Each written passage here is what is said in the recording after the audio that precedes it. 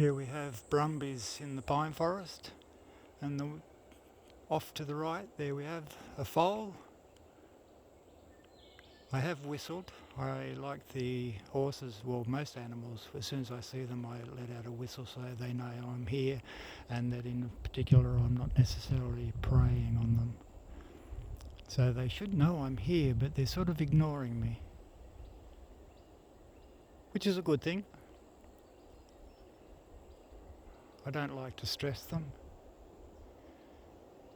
Years ago in another part of the forest I stopped for a drink, and as I was drinking I noticed 2 metres to my left in long grass and a dark shadow was a foal with an umbilical cord hanging down from it, and the foal was practicing standing.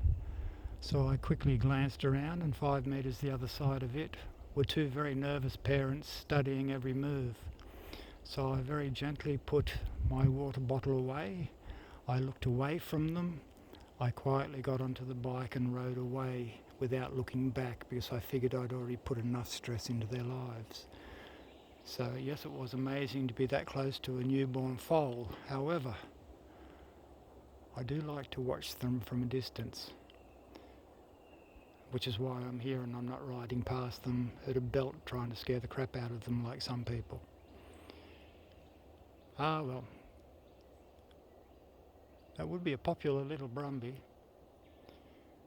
There is a guy who has a contract to monitor the brumbies within 3 kilometres of the main roads, and I caught up with him the other day, and turns out the guy's actually a professor who studied brumbies out in the centre of Australia, and he now just makes a living by monitoring them. He befriends them and he'll put a radio collar around one of their necks so he monitors where the herd are, and if they become a nuisance near the main roads, he then sets up to walk them into a trap he set, which is a paddock that he builds out in the bush, and then he ships them off for training, and then a lot of them are heavily sought after by pony clubs, especially the ones with the white patch on the forehead. For some reason people can't see past that, so he's got some beautiful horses that don't have a white patch, and people just don't want to buy them apparently.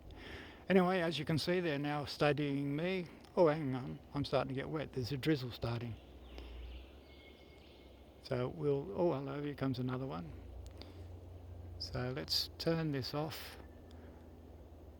Oh no, novelty's worn off, they're going.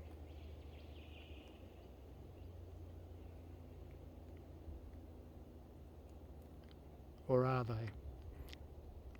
Years ago I encountered 13 juvenile brumbies in a little herd on their own, so obviously they'd all been thrown out of their family groups.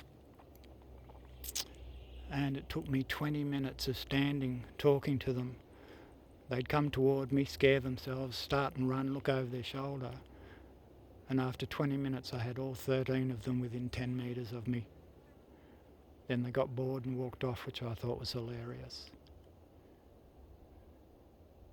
So obviously these do not seem to be fazed.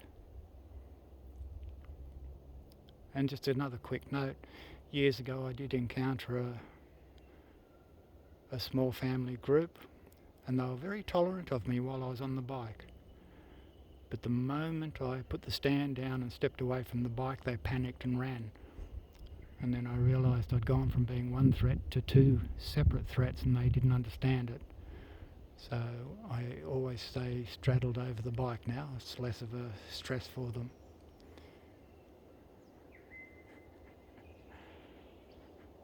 They really are not stressed, and they're slowly actually moving their way up.